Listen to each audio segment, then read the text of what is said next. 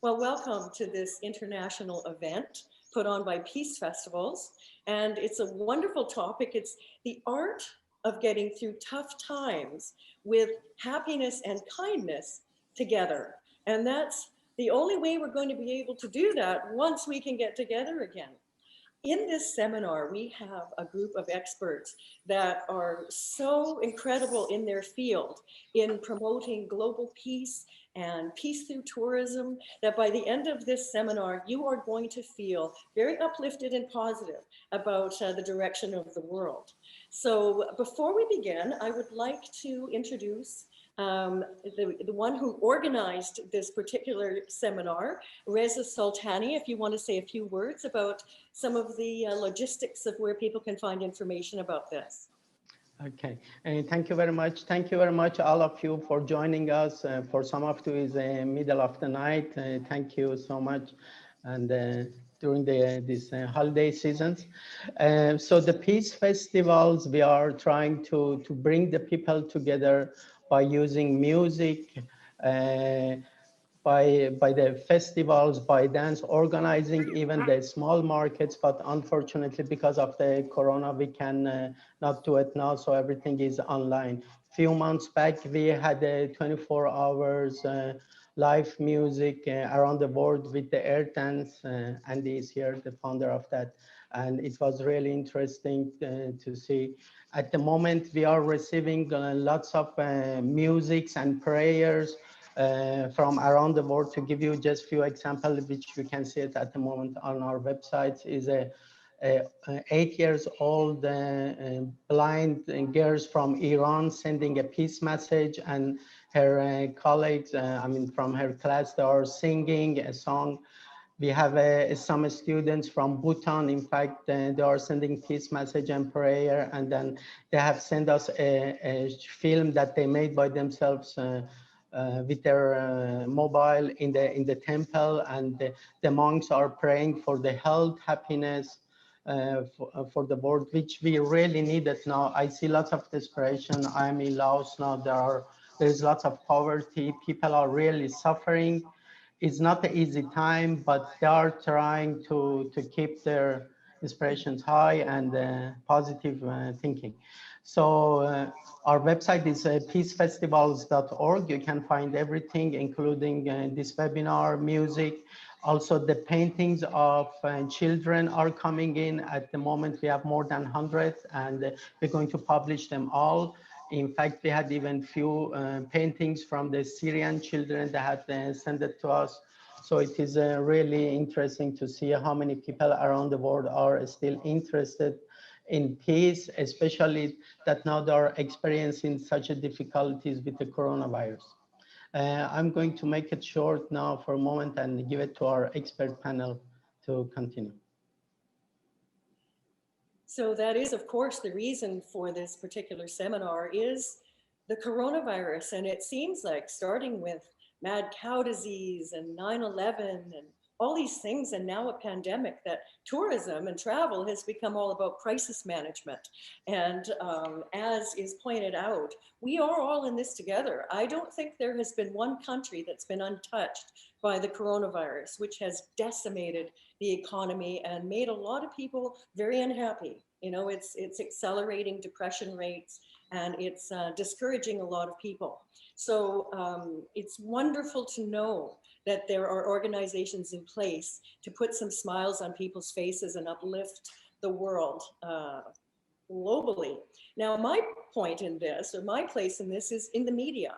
And I've been involved, as I believe we all have, with the International Institute of Peace Through Tourism, IIPT.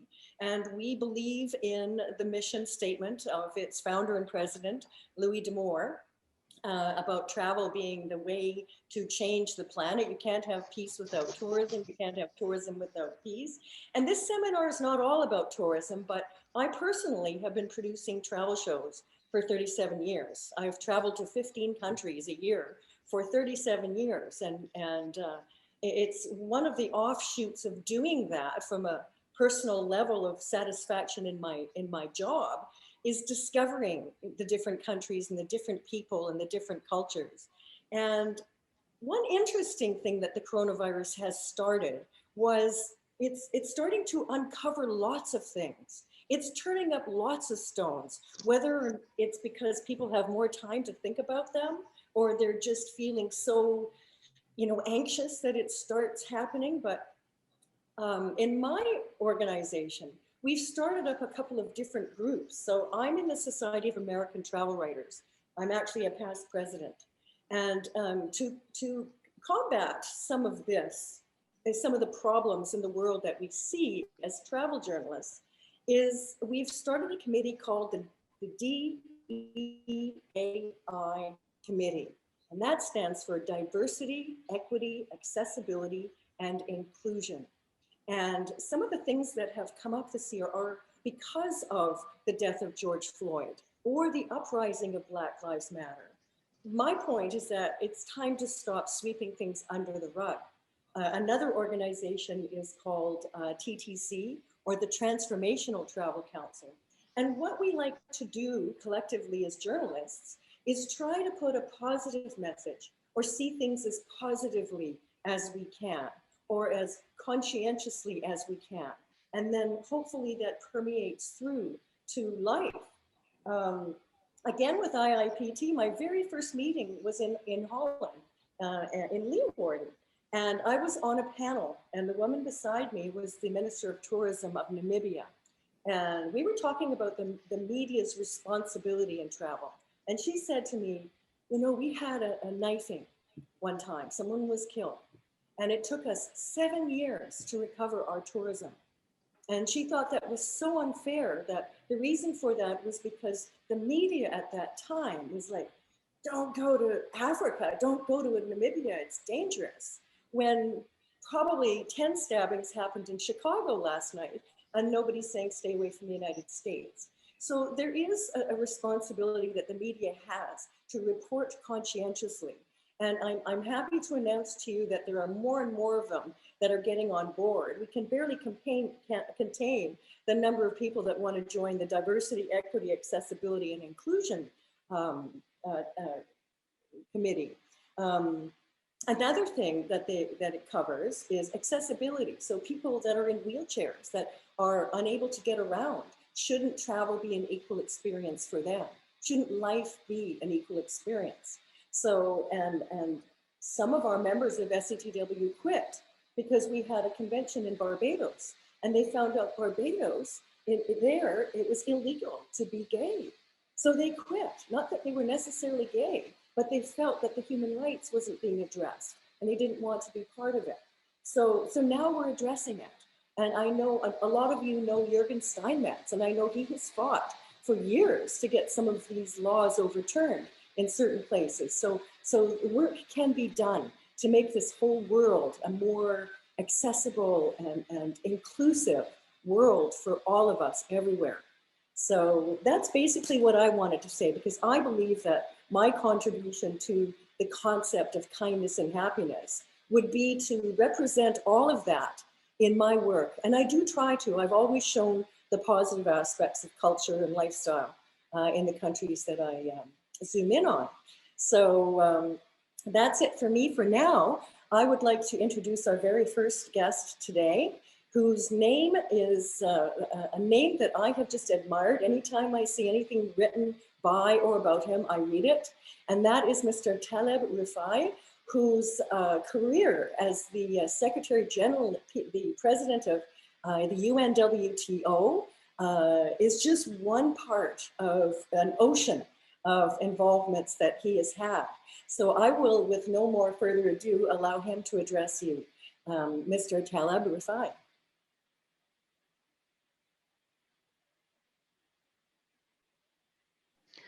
Please unmute yourself, Taleb. Thank you, B. It's wonderful to see such a positive energy coming out of you. I think positivity is something we lack nowadays, especially in the Corona era. Now, I'd like to speak about a few things, but first I want to pick up from where you left. I am a person that came into tourism by accident. Only the last 20 years of my career have been into tourism. I was working in the government, then I was asked suddenly by our Prime Minister to take over the portfolio of tourism, which I never thought it would be anything interesting. Now I'm in love with it. It's like an old man that's come in love with a lady at the end of his life. He can never let go of her, truly. Now, why tourism? Tourism is a wonderful activity, human activity. Now, today, 1 out of 5 of the people of the world make an international trip every year outside of their country. 1 out of 5, believe it or not. It's not anymore an elitist activity where a writer from England or Germany or Switzerland travels to India and China, comes back and writes a book. It's people moving with each other, people seeing each other. This interaction between people has brought the world, made it a better world. And it's going to be better and better even, because tourism is not going to stop. Travel is not going to stop, Corona or not. But it's going to be different travel. I'm going to talk about this in a minute. Now, why is tourism and travel important? Because when people meet each other, all stereotypes break down. You don't see people as anymore as the media told you they are, or as the perception about them is. You see them as they really are. When you have dinner with a family in a place that you've visited, listen to their stories, listen to their dreams, listen to their music. You can never ever have any negative stereotyping about them when you go back. I've experienced this because I've traveled the whole world. I think traveling the world makes us better people. I'm a better person. I traveled the world, I am a better person. I can claim that. I've seen things I've never seen in my life. Came to learn a few things now. One, people are people no matter what. And people are good everywhere, anywhere. People have the same dreams, have the same emotions, have the same relationships with each other. The only problem is that they are living different conditions. Some are poorer than others. Some are living more freely than others. Some are more democratic than others. It's a matter of how you shape the world around certain people that makes these people different. It's not the people that are different. We're not different at all from any other country around the world. So, having said this, I want to re-emphasize the importance of travel and tourism. Travel is very, very important to make people move around, because moving the people around makes the world move around. That makes us look forward to a better world, without doubt. This world is a world where travel has become now not just a luxury. Travel today, I can claim, is a human right. My right to go see the world, my right to enjoy myself, my right to get education, my right to do business. These are all motives of travel. And today, like any other right, my right for a school, my right for education, my right for a house, my right for a job is my right to travel, no matter what. I'm sorry to say this, I know I'm infringing on some political issues here, but in the United States lately, these travel bans have been devastating. I'm sorry to say this. I'm glad this era is over. I hope it's over with the least casualties possible, because you can't prevent people from moving around. People need to move around. Moving is traveling. Traveling is the basis of tourism. Now, the problem today is with COVID. COVID had made travel almost impossible. Countries are locking down themselves. People are not traveling anymore. You don't have tourism if you don't travel, that's for sure. But the worst part that has happened in the COVID era is this isolationism. Every country is working on its own now, as if every country is, even the EU as a group, is not functioning anymore. Every country is doing its own rules, its own regulations, its own. They feel that it's important for them to protect their people, which is good. But the worst thing about COVID today is this breakdown of the old international system. Multilateralism has broken down, I think. I don't think we'll see any more multilateralism the way we saw it in the last 150 years. Look at the EU. Nobody hears anything about the EU anymore. They don't have leadership. They don't have a voice. Even the UN altogether, although I worked in the UN for 20 years in my life. You don't hear any voices from them, because what's happening now, every government's left on its own. What we need now is not just to protect the people, as important as that is to live a life of dignity, life of happiness, and life of prosperity. And that requires cooperation between nations. I believe the international system is going to be rebuilt from bottom up again, brick by brick, layer by layer. This new system is going to be much better than the system before. So it will be much more fair, much more equitable, I hope. And I'm very optimistic about the future. I think what I see out of Corona are opportunities, not just a crisis. You know, in the Chinese language, they say crisis and opportunity are the same word. They use the same words for that. I see opportunities there. For example, look at the way people are, and I know Paul would agree with me 100% because he's the one that said, great place to live is a great place to visit. You can't go visit a place where people are not happy. People have to love their country first, then they can invite anybody else. So the rise in domestic tourism now and regional tourism has become a trend because of Corona. This is something that I think should have happened before, just like over-tourism, for example. Many of the challenges that travel and tourism have.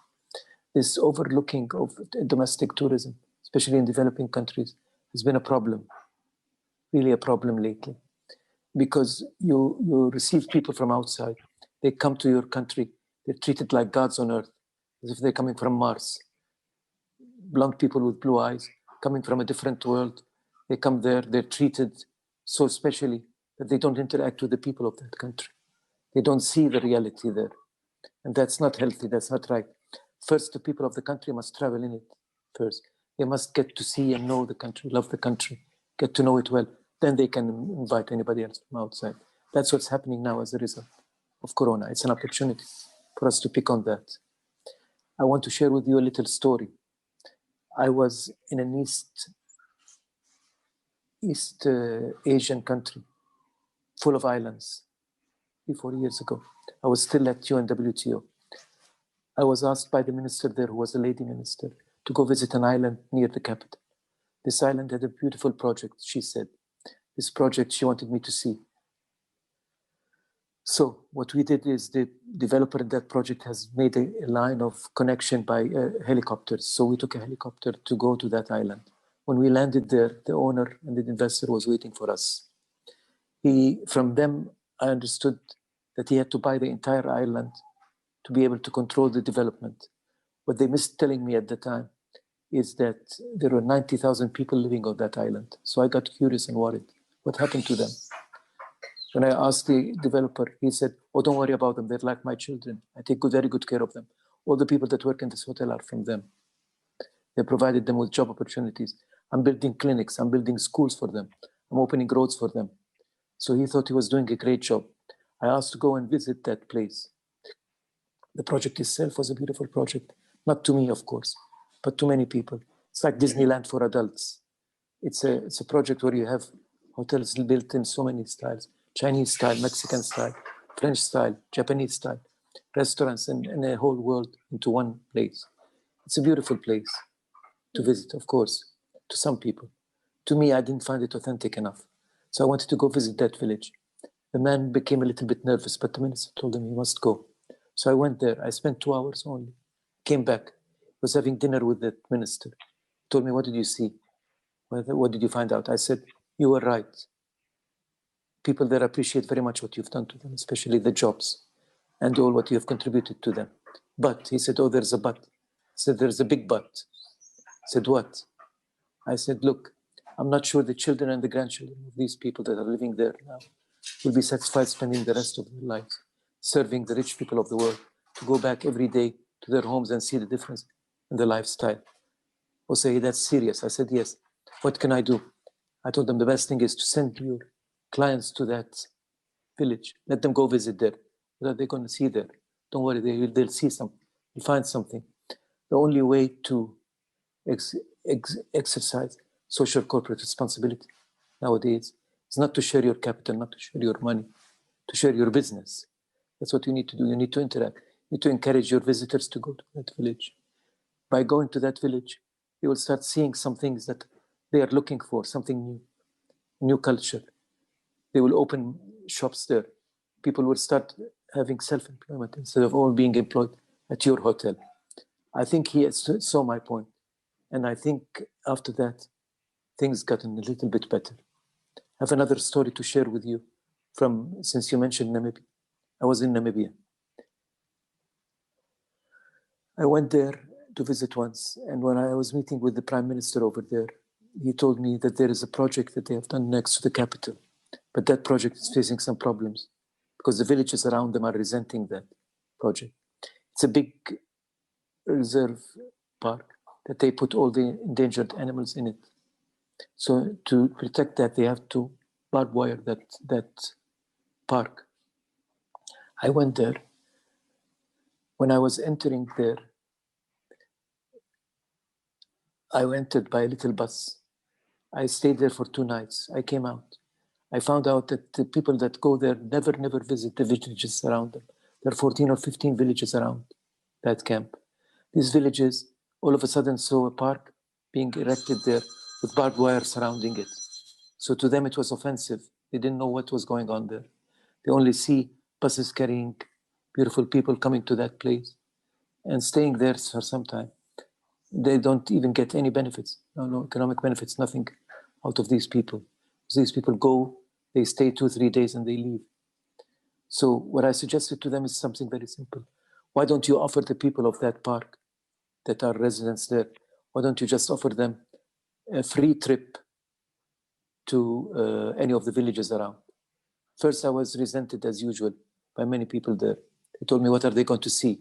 These are just backward communities. I said, that's exactly what they are, communities. They're people. People come to see people. They come to meet people. So what happened after that is I encouraged them to do some imaginative ways of connecting people. For example, you can take carriages by horses, by donkeys. They even had monkeys carry people with carriages out of that park and take them to the villages. I went to that park 2 years after that. When I was entering that park, I still remember it. Sunset, sun was setting on my right. I looked to my left. I found one of the villages, a billiard table, very heavy billiard table, sitting on the mud because there was no good platform for it. The table was sinking in the water, but there were 2 tourists and 2 villagers playing with each other and saying toast. Hey, that was to me enough. So I realized it worked. And today, the place is a different place because people we have to lower the walls between the tourists and the visitors and the local people. You can't keep high walls between them. The lower the walls are, the more healthy the situation is. This is sustainability to me. Sustainability is to sustain life on Earth. It's not just environmental sustainability. As I said, as important as that is. To sustain life on Earth. Sustaining life on Earth means it's not anti-progress. It's not anti-development at all. To the contrary, we must build things. We must be imaginative, but we must make sure that people are living a better life. And to have people live a better life, they must benefit from this amount of tourism. You know, in the United States and in Europe, 75% of the traffic is domestic travel. While in countries like Maldives or Seychelles or Madagascar or Comoros Islands, whatever they are, it's only 2 or 3%. People don't even enjoy their country. I don't think that's right. I don't think that's fair. That's what I wanted to say for now. And I thank you all for this wonderful opportunity. I think tourism is a wonderful activity. As I said, it came late into my life, but it changed me completely. I'm a person that now sees things in a different way. When I was in Bangladesh once, the minister there took me again in a helicopter. We landed in a city on the borders with Myanmar. We were talking about Myanmar earlier. The place was about 5 kilometers away from the hotel where we were going to stay. It took us 2 hours to get from the helipad to the hotel because the street was so crowded with people. People were sitting in the street. Students were studying in the street because there was light. Ladies were cooking in the street. Anybody would have said, what a chaos. I saw energy there. I did not see chaos. I saw energy. I saw life. I saw people walking around with all kinds of stories. You see a little boy jumping behind another boy and hitting somebody with a little stone. Everywhere you look around, there is energy. That's what you see when you travel. Your eyes become, your mind becomes different. They all open up. Your world becomes a different world. That's what we hope travel can change this world to a better world, because it is a better world, definitely. Thank you so much once again, B. Thank you. Dr. Rifai, thank you so much for these encouraging words. And I so agree with you that I hope that this dark era is over and we're moving into a much more positive one. And just a quick little story of my own. When I was in Uzbekistan, they took me immediately to a small village, just a little village of people that created a meal just for me. Everyone in the whole town was around a huge table. And I got to see where they made the bread. We danced, we sang. We didn't have one word of language in common, but we had such a beautiful time together. It was my favorite experience in all of Uzbekistan. And I saw the gorgeous temples in Tashkent. And, this kind of experience desensitizes us to the fear of others. And I think that's I bet you always think of the people of Uzbekistan as wonderful people now, no matter what the media tries to portray them in any other way. Yeah. Beautiful, beautiful people. We just advanced, and it was lovely. Very good. My next lists are also specialists in the way of making things better in this world. Marc Gopin is the director for the Center of World Religions, Diplomacy, and Conflict Resolution. And his wife, to talk about just the best team I can imagine, works with him, and she's a certified instructor of healing the heart of conflict. And they're going to address us together. So welcome to you. Thank you. Thank you very much. It's an honor to be here. It's an honor to work with Reza, with Taleb, and with all of you. And it's especially auspicious to do this in the context of so many thousands of people who are bringing happiness to this world through dancing and singing. And dancing and singing has been a backdrop of the work I've done for my whole life. I've spent 30 years working on peace building, especially in the Middle East, and a good deal of that time in Taleb's home country, in Jordan, in Israel and Palestine, and in Syria. And I have my best memories of being in the context of very difficult circumstances and people responding to those circumstances through celebration, through dancing and singing together. And then in that context, working out the kind of ways in which they could find happiness together.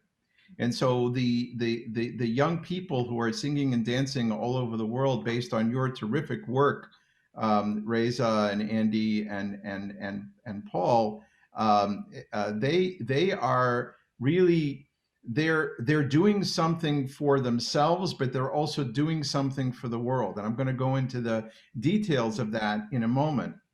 And that is, and it's basically been a kind of meaningful tourism, or tourism that changes the world. And so what I mean by that is that for the past 20 years, what we've done is we've combined, my center is a part of George Mason University, and we have a PhD and a master's and a bachelor's in peace and conflict resolution. But what we did was we transformed that into global education and field experience for young people and some older people who come with us to visit places that have had great difficulty and pain. And I'll show that in a bit, including Bosnia, including Northern Ireland and other places. But what's fascinating is that it always ends up in singing and dancing. It always ends up that we do this hard work by bringing enemies together, by people in conflict together, and then the nights are always ending up in music and dancing and going out. And so that the music and dancing becomes not just an experience for themselves, it becomes a way of bonding people from across the world.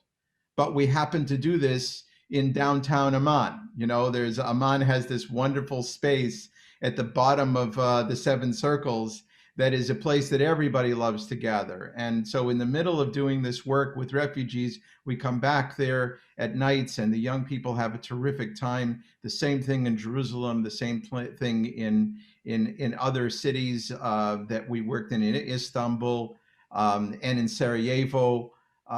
There is a relationship here that I think that we should highlight, that this is, and this is based on science, in the sense that there is a science to happiness. There's been a great deal of advanced research on neuroscience. My next book, I've written a lot of books, and my next book is on neuroscience of compassion and the way in which it can combine with reasoning to make the world better through planning, through logic, through reasonable argumentation.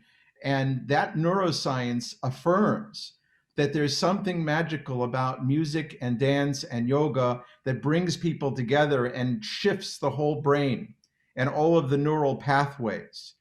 And there are scientists who go even deeper than that and look at different ways in which you become happy. One of them is Martin Seligman, and he argues that the lowest form of happiness is physical pleasures, like having an ice cream cone, and that's good. But by the seventh ice cream cone, you don't want it anymore. And then there's a higher form of pleasure that's about workflow, the way we feel when we're doing meaningful work and we lose track of time. But the highest form of pleasure, the highest form of happiness is the flow that you're in when you're serving other people.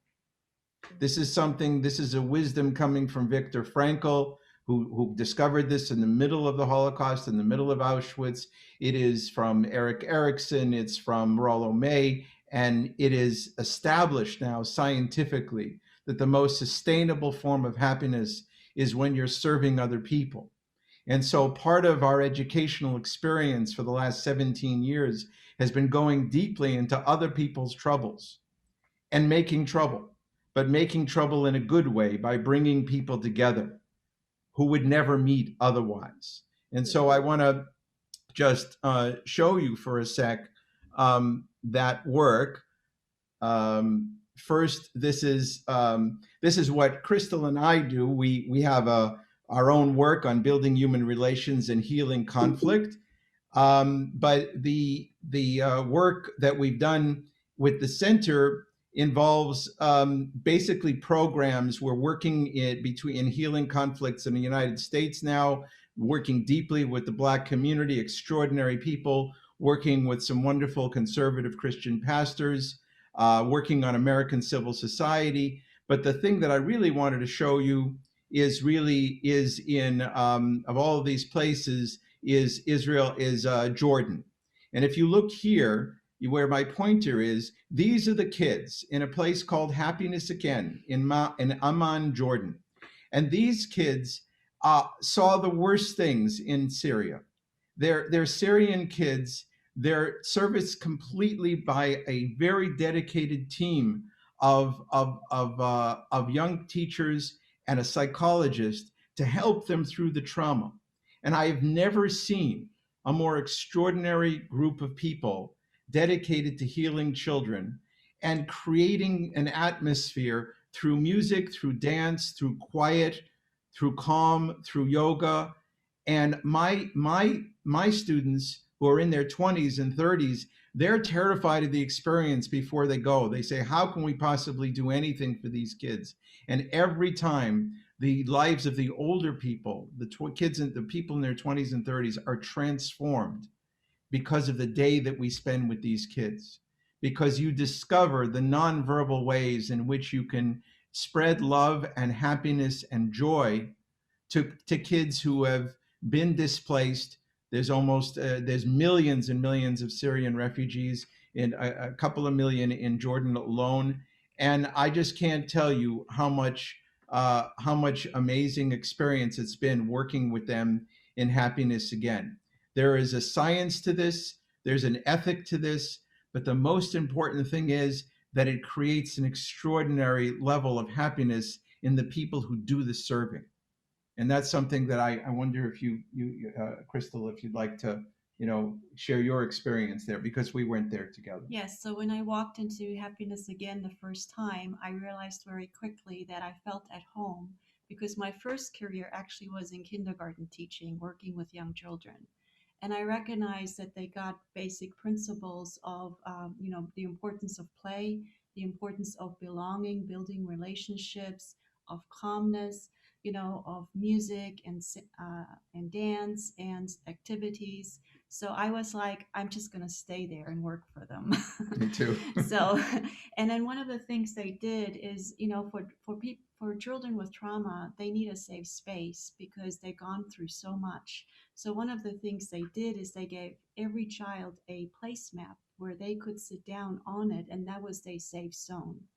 So when we met with the circles, we were all talking, the kids were in between us, so they could participate, they could not participate.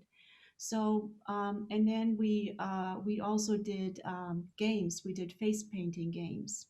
So one of the things I'll just tell the story real quickly. One of the children was just walked around table to table. That boy did not want to participate.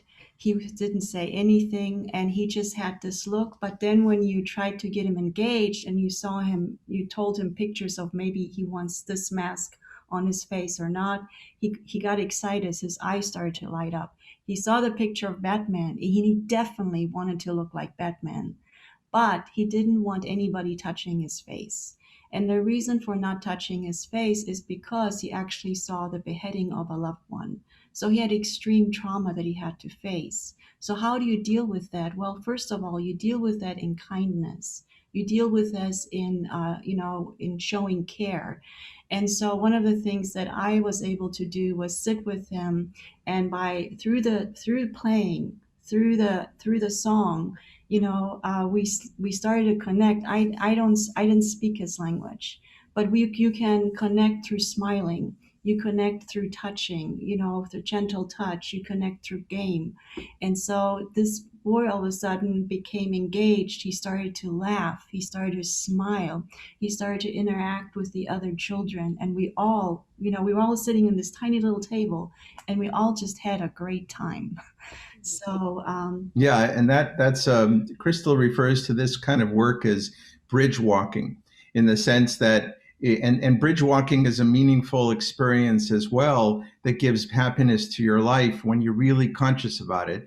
And so a lot of this is the transformation of becoming a bridge, so that, for example, we are here in Jordan for that moment in the middle of a refugee community, and then we're going to go back to the United States, and people are going to have all these generalizations about, oh, the Arab world, the Muslim world, the Syrian world, and they're going to say all this nonsense. And you're there as a bridge. And that becomes a meaningful way of life as well, to wherever you go. And that's what a lot of tourism really can be, if it's done the way that Taleb said so brilliantly. If it's just going to Disneyland, not so much. But if it's going to really join people and share in both their sorrow and their happiness and their hopes and their dreams, which is very good from the brain and neuroscience point of view, then there's a transformation of the mind. And that creates healing, because healing is very rooted in that. And for the young people that I brought to these contexts, it's just a tremendous amount of healing. Some of them even changed careers based on these experiences, because it was such a transformation of their whole consciousness. We have fun with yoga, because I was once in a refugee camp in Turkey, and a lot of sorrowful women who are, they all dressed very they were all dressed very modestly in full head covering, etc. But my Syrian partner said to me, no, teach them some yoga. And so we all did yoga together, and they had a blast, because they got to move their bodies. Because bodily transformation, as long as it's done respectfully to the environment and not forcefully, and people give you permission, the body itself, it becomes an embodied happiness. And embodied happiness, as any dancer and singer and musician knows, is something like no other happiness. And when you do it in the context of serving other people, it becomes a way of life. And that's what we think, and we hope, and we bless, the people who are dancing around the world with your community can experience now, but also as a life mission, as a way of being in the world, wherever they're going to go. Did you want to, is there any? I just listening to the importance of travel. I was lucky to where I grew up traveling as a child, grew up in many countries. So to me, traveling is actually part of what I must do. If I don't get to travel, like right now, I'm very sad. And I already got my suitcase packed for, 80 days around the world as soon as I can. But the one thing I wanted to emphasize too is when we talk about bridge walking, there has to be this willingness to travel. There has to be this willingness to meet the other. and then also bonding with the other. And you can do it in so many means that Mark said, but this is where we start. And we actually, we build a lot of bridges, but we don't necessarily figure out how we're going to teach people how to walk across those bridges. Right. So maybe this is a platform where people can think about how to be a bridge walker. So thank you very much, and it's a pleasure to be here. Okay, Christel, you are a dream team, that's for sure. And Professor Gopin, I hope that you will give us information about your book in the resources later, because I know I'd really like to read that. Both the happiness and the, what was the second one? The older book that we use for training folks around the world is called Healing the Heart of Conflict. It's 8 steps to transforming your life, and I can certainly send the link to that. And there are many others on religion and peace building, but the next one is going to be called A Compassionate Reasoning, Changing Your Mind to Change the World. And it's going to be Oxford University Press next year. Well, thank you. I will definitely get a hold of that. Now, our next speaker, I want to be him in my next life. His name is Paul Rogers, and he's from Planet Happiness. I mean, how could you want anything more than being from Planet Happiness? He's the co-founder and the director of Happiness.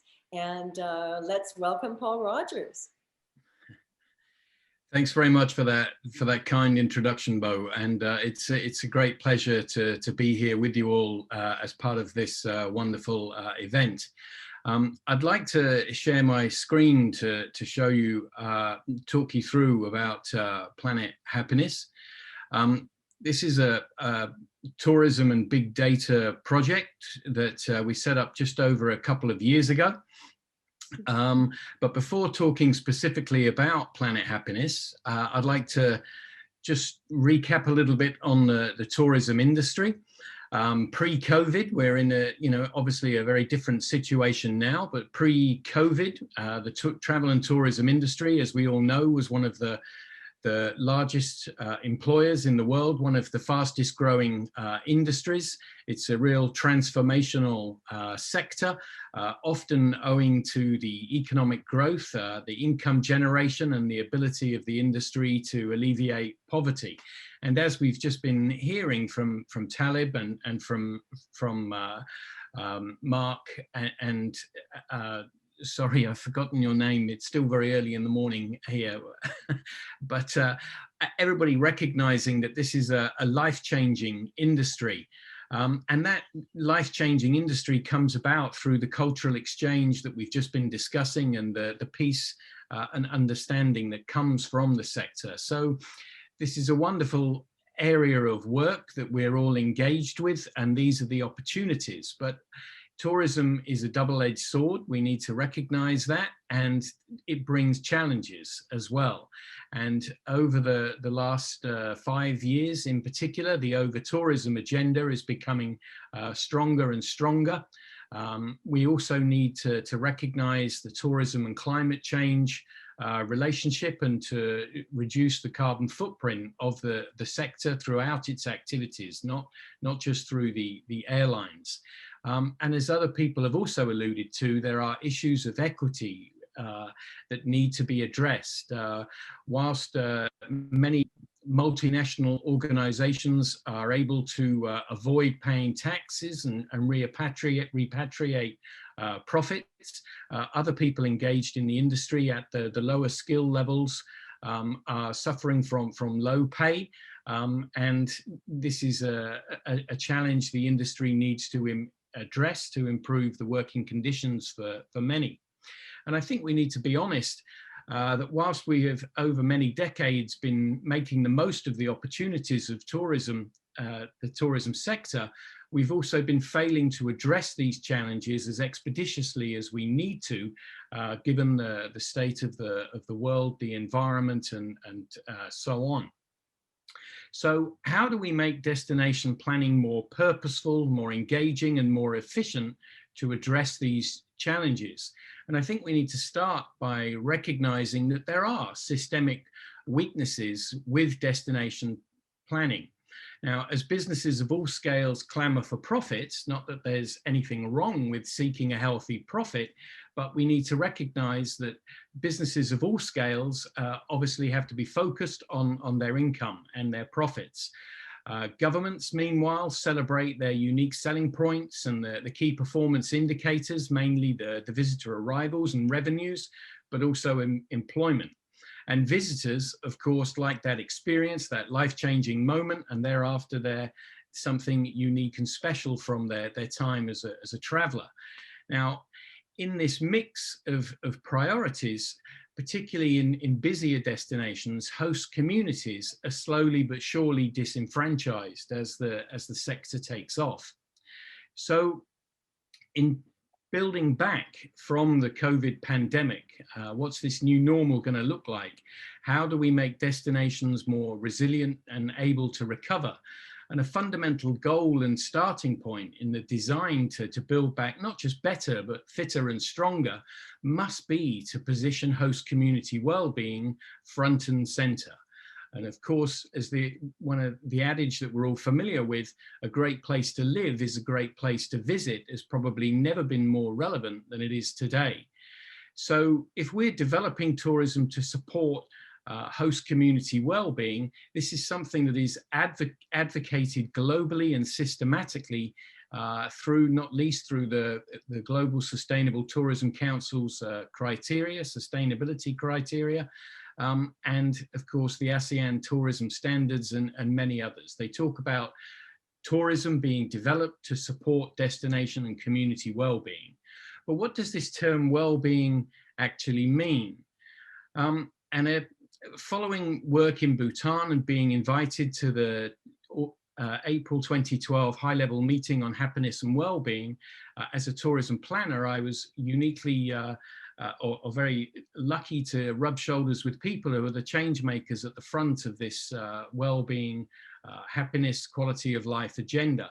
And at this meeting in New York in 2012, I was fortunate to meet the director of a center in the US, the Happiness Alliance, which is a globally respected nonprofit that provides tools and resources since 2010 to support individual, community, government and wider stakeholder engagement with this happiness and well-being agenda. Now, the Happiness Alliance is invited participants of the World Government Summit, the Global Dialogue on Happiness, and OECD forums on measuring well-being, for example. Now, the key takeaway from this slide that many of us are unaware of is that happiness and well-being, it can be defined, it can be measured, and these measurements are integrally linked to happiness and well-being science, policy, and practice that are increasingly being taken up by governments around the world. Besides the UAE, think of Bhutan as the birthplace of gross national happiness, New Zealand, Iceland, and I should mention that all EU countries are involved in some form of happiness measurement and policy making. If you want to know more about this agenda, I can recommend buying this Happiness Policy Handbook, which looks at what governments around the world are doing, and also Happiness, Wellbeing and Sustainability, a course in systems change.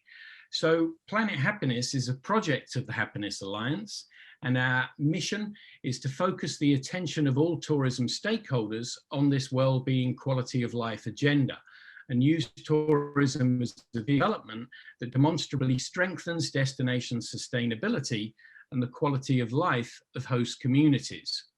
Now, over the last 20 years, I've been fortunate to participate in the preparation of more destination management plans than I can care to remember. And this is a relatively complex, but nevertheless straightforward process, engaging all different arms of government, the different associations that are involved in the tourism sector, but trying to reach out and engage local communities in destination planning is a lot more complex, but equally important, especially if we consider the virtues of the sector that we've just been discussing together. So Planet Happiness focuses on this approach of engaging local communities to meet this gap in destination planning. And how do we do this? Well, we do this by deploying a tool of the Happiness Alliance called the Happiness Index. And this is a survey, an online survey that is based upon Bhutan's approach to subjectively measuring well-being through these 9 domains that are listed in black. And then with the review of international best practice, satisfaction with life and engagement with work have also been added. And through the work that we've been doing with Planet Happiness, we've also been asked to add tourism questions that are centered around the way tourism features in the UN Sustainable Development Goals. So at the end of a 15-minute survey that is available in 24 languages and counting, a survey taker gets a scorecard like this on the right, and it compares their score in blue with all other survey takers in black. So this does 3 things. It starts off, it introduces us to a definition of well-being, and it gives us a personal scorecard that we can then talk about and share with other people to compare where you're high and where you're low. So it sparks conversations about what we might do to strengthen our individual scores. And if we look at this at a destination approach, on the left here, we have a scorecard from a destination. So just as you have an individual scorecard, you can therefore have a destination scorecard of the host community. And this sparks conversations about how tourism might make communities stronger and happier than most survey takers. Now, from a tourism planning perspective, this gets more interesting to me when we take away the comparison with everybody else and we stack the scores from low to high. And we can see that this community, they're strongest with their psychological well-being and happiness with the environment. And their least happy, their deficient areas are access to lifelong learning, the arts and culture, work-leisure time balance, and sense of community. So using tourism as a vehicle for development, an engine of growth, we can ask local communities to say, well, what interventions are needed here? What can the tourism sector be doing to strengthen the well-being of the host community? And so then we can implement actions and activities that might be along the lines of art and culture and improving the local environment. And then we can reiterate the survey a year or so later to measure improvements. Now, while these one-page scorecards are great at sparking conversations about happiness and well-being, they are, of course, backed up by more in-depth reports that bring together tourism issues with happiness and well-being issues and encourage alignment and dialogue, trust building between residents, the government, and the tourism private sector. Now, I'd also like to just draw your attention to the happiness agenda and the UN Sustainable Development Goals. We were asked by World Bank colleagues to look at this relationship. And when we talk about happiness and well-being, and we use these measures in the happiness index, we are in fact measuring movement towards achieving the UN Sustainable Development Goals. So this all aligns wonderfully with the future priorities of governments and businesses around the world. Now, where is Planet Happiness at the moment? We have partnerships with something like 20 destinations around the world. We're members of the Global Sustainable Tourism Council because we can help measure movement towards destination well-being. Partners, we have cultural partners, and we're working in China, Canada, Australia, and many other countries around the world. Now, a quick word about WTTC. They are set up originally to, well, not set up originally to measure the economic impacts of tourism, but that is what they have spent most of the last 30 or so years doing, is quantifying the economic, the income and employment effects of this extraordinary diverse industry. And now they are turning their attention to highlighting the social benefits of the sector. So recognizing the work we are doing, WTTC is looking forward to the fruits of this project to see how it can guide the sector in a more inclusive and responsible manner. And a quick couple of words about one partnership we've recently developed to do this. Colleagues in Europe who have been responsible for programs like MasterChef and Hell's Kitchen have come up with this wonderful formula, A Taste of Happiness. And this is all about celebrating local heroes that are responsible for growing, producing artisanal foods. So this is an opportunity for destinations to celebrate their landscapes, their people, and their culture through their food. This is an approach that is linked to real performance marketing. If I'm thinking of going on holiday to somewhere in Jordan and I'm looking for things to do, for example, then a couple of days later I'll be prompted on my phone to look at A Taste of Happiness, a local hero from Jordan that is involved in the promotion of their food sector. So it's not just about destination planning, it's about food, drink, celebration, and improving people's lives through sharing of well-being experiences, bringing these two agendas together. So that's a quick overview of what Planet Happiness is about. We're keen to partner with more destinations around the world and would love to work with people to bring about these memorable experiences, life-changing experiences that make this industry the fantastic vehicle for change and development that it is.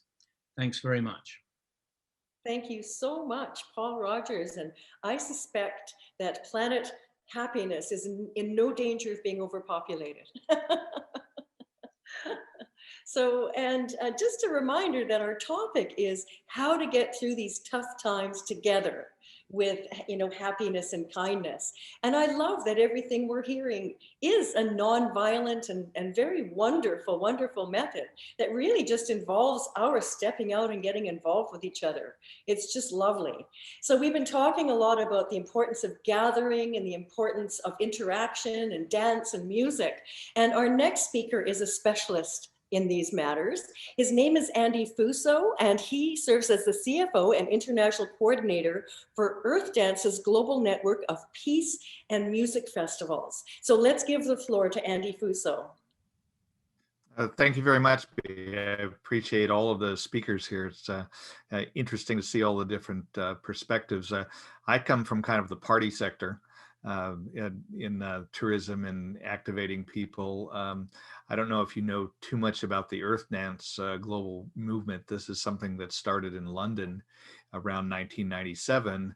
The founder was electronic musician Chris Decker, whose band Medicine Drum was a popular band at that point. And it was really the electronic music community in London that started this out. And as that community reached out and that music became more popular, they realized that there were people all over the world who were interested in that type of music and those types of gatherings. And so we, to this day, have festivals that we have put on every year all over the world, from South Africa to Brazil. We've had more than 300 different locations over our history, and they have been large and small festivals. Some of them have been gatherings in someone's living room, and some of them, like the background you can see behind me, is a 8,000 person festival that we used to put on in Mendocino County of California at the famous hog farm, which has a lot of history back in the culture there. And one of the things that holds Earth Dance together is our nonprofit mission, which is a synchronized moment of intention for peace meditation. And so we have a dance track, and this year a new video that is played on every dance floor worldwide throughout the world. I think at one year we had, I think, very close to 1 million people gathering together just at the same moment and doing this peace meditation, then breaking out into music and dance. So that's kind of our nonprofit mission, is getting the whole world to appreciate this culture.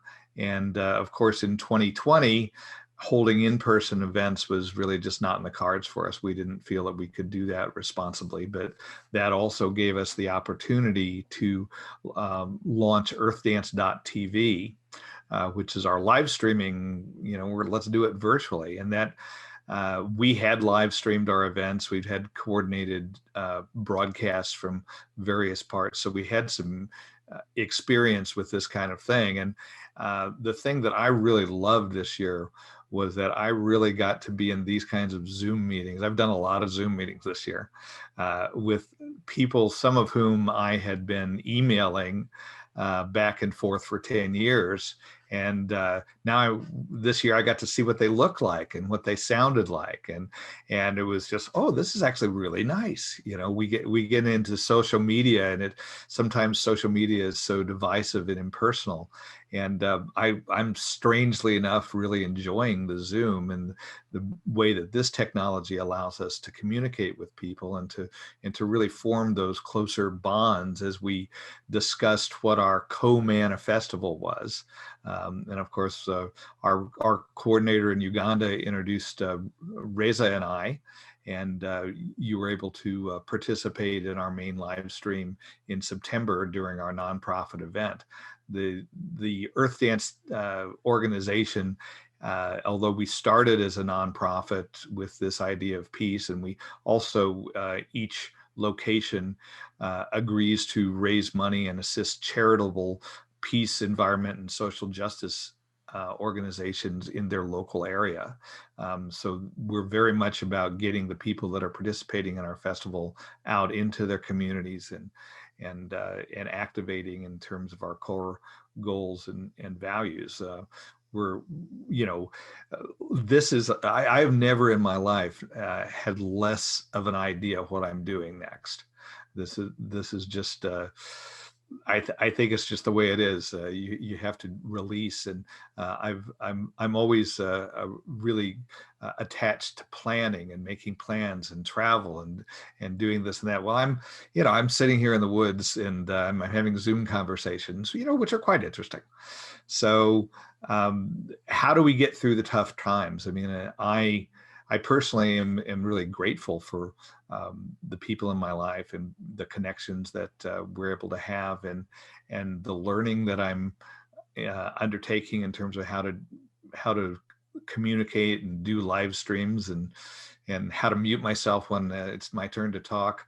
All of those things that I'm learning these new skills about are really exciting. We've recently hired a woman who was the international coordinator of the Burning Man organization, and we're going to be working with her in January to really define what is our Earth Dance TV, what is Earth Dance value proposition in this new world, and how, more importantly, how can we really stay true to our roots as an international organization where we are engaging even more with our international network of festival promoters.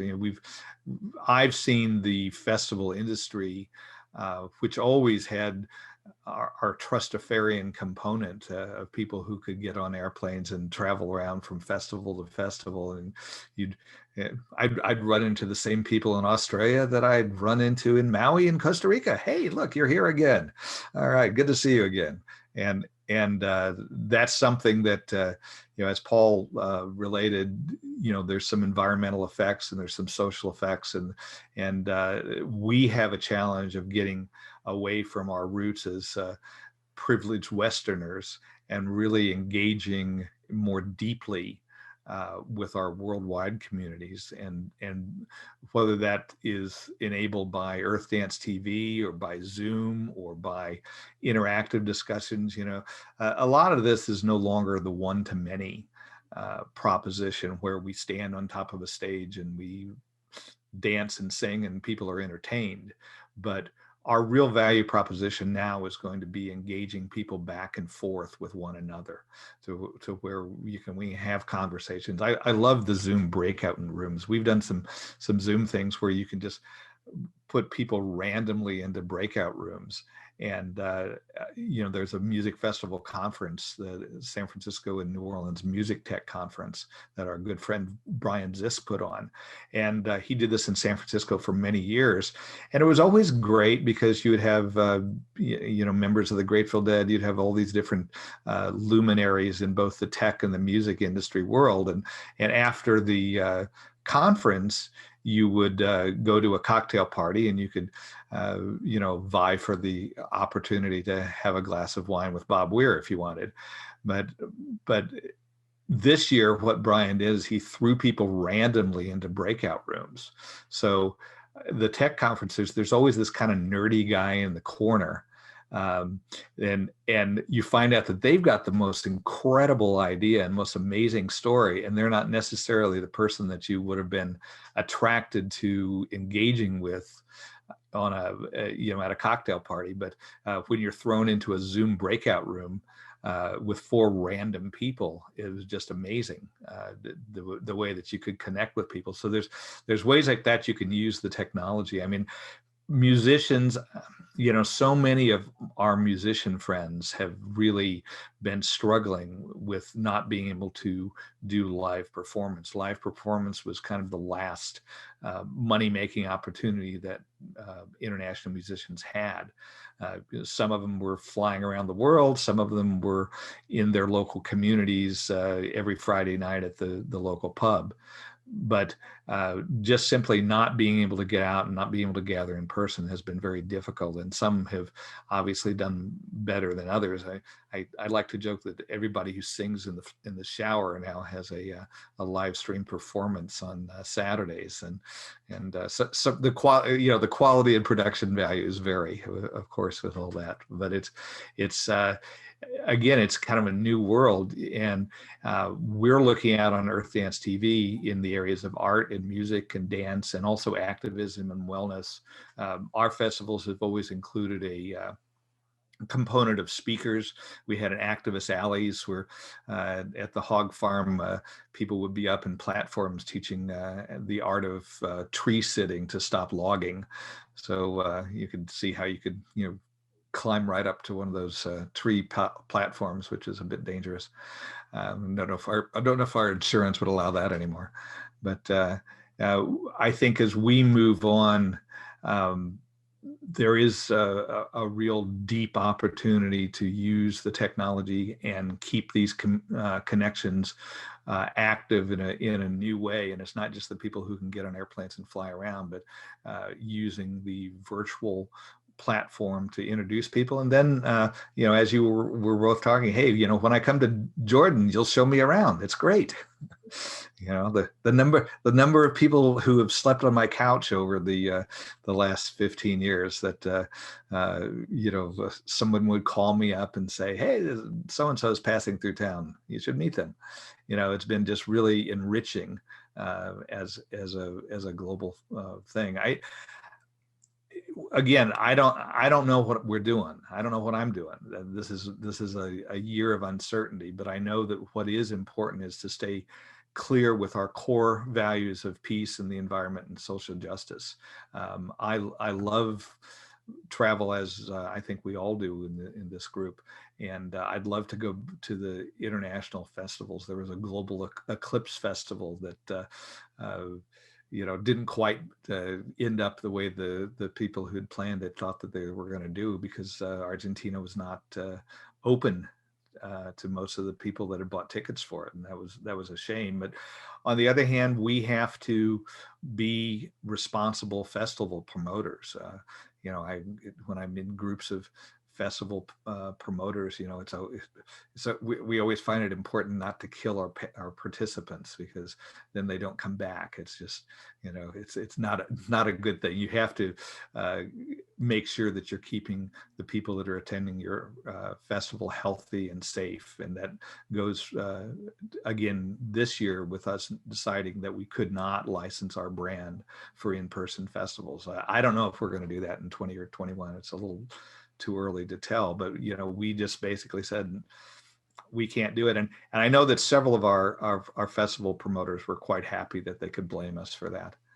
because they didn't really want to endanger the people that were in their community. And some people, you know, have different ideas about it. But again, we're trying to be as responsible as we can, and we want to open up. Nobody wants to open up more than we do, but we want to do it safely and responsibly. And you know, I think one of my favorite quotes is the Emma Goldman quote of, "If I can't dance, I don't want to be in your revolution."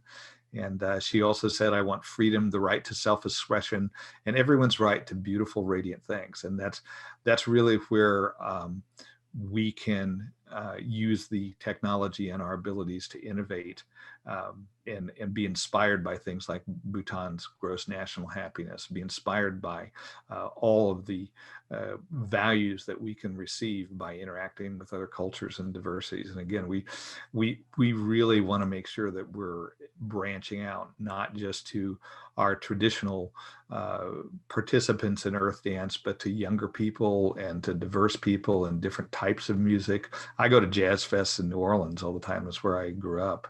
And, you know, I love the diversity there of all kinds of different music and what's going on. So it's been a tough year for a lot of us. And the idea of going forward with happiness and kindness, I am all for that. I think we, as leaders in the industry, have to, and in this world, have to lead from attraction and not from restriction. What are we moving towards, not what are we avoiding, or how are we limiting ourselves and holding up at some time? But if we can be more of a positive force in the world through the wonderful connection of music and dance. I mean, we don't really see people that are very angry with one another at our festivals. It's amazing. You know, we dance and we sing and we make art, and the children have places where they can enjoy themselves. And you know, this has always been something near and dear to my heart when we've been doing our Earth Dance festivals globally. Now this is our 25th year. And so with a variety of in-person technology and live streaming and connections, along with the traditional what we call meet space, when we meet face to face and on the dance floor or whatever. I'm not sure what it's going to be next. I know it's going to be different, but if we can stay with these core values of what we're doing in terms of connection and diversity and peace and the environment and social justice, then that's the way that the Earth Dance movement, I think, can continue to thrive in the future. So thank you. Thank you so much, Andy. And I agree with you. We are all, as people and as a planet, dancing on the edge of pure potential. So here's our opportunity to make nonviolent solutions such as kindness and the spreading of happiness the way we're going to go. So, and Andy, you were our last speaker. And as a global citizen, I would like to thank all of you who came to this today and let us know something of your knowledge of how we can move forward. So I'd like to thank you so much, Dr. Taleb, Rifai, and as well, Professor, sorry, I'm so sorry, and Christel, oh my goodness, Gopin, isn't that terrible? And Paul Rogers and Andy Fusso, thank you so much. And I myself have a TV travel show called Out of Town Adventures. It's on Amazon Prime in all English-speaking countries. And I, like the Gopins, like to think of my work as a bridge. So thank you all so much. And I think we're going to leave the floor with Rez to wrap up for us. Thank you very much, everybody.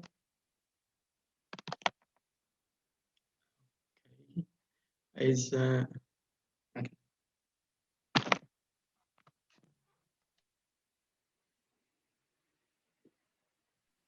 Hello? We hear you. Oh, okay, sorry. Okay, some connections problem. Thank you very much, everybody, for the wonderful webinar that you have organized. Just to remind you again that you will find all the informations are on websites updated in the coming hours on the peacefestivals.org. We are planning also to do a festival if the borders get open. In fact, it have been planned in Chernobyl, Ukraine, and in a demilitarized zone of the South Korea. And we are also creating peace tours with IIPT. I have found that the peace tours in Chernobyl. So when people are going to see that the whole suffering of the people and all those buildings and the kindergarten that have been destroyed, it's not just they're going to take some selfie and share it on social media. They're going to think about it. What brings the conflict, the war, the hate, you know, that's very important things. And that's one of the very important aim of the peace festivals, as all of you also talked about that. Bringing people together, it brings just, it creates just a better world for us, economically, more happiness, everything. If there is a conflict, we will all suffer. There is no one that will win at the end. So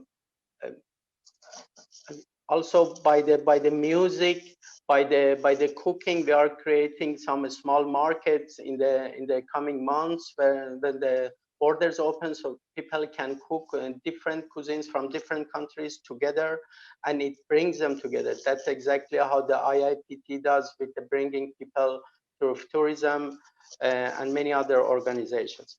At the end, also, I want to thank Ismail Buterla for his wonderful Silk Road, the music and the piece that he has written, and Natalia Parleza from New York. And also my great friend, Somsan Sala from the Board Tourism from Papua New Guinea. And also the government of Bhutan and Mr. Sharma and Travel Center of Bhutan, that they have helped us. They have sent us some videos, which you can see them on the website. Thank you very much, everybody, and have a good evening, and have a happy new year. Thank you. Bye-bye.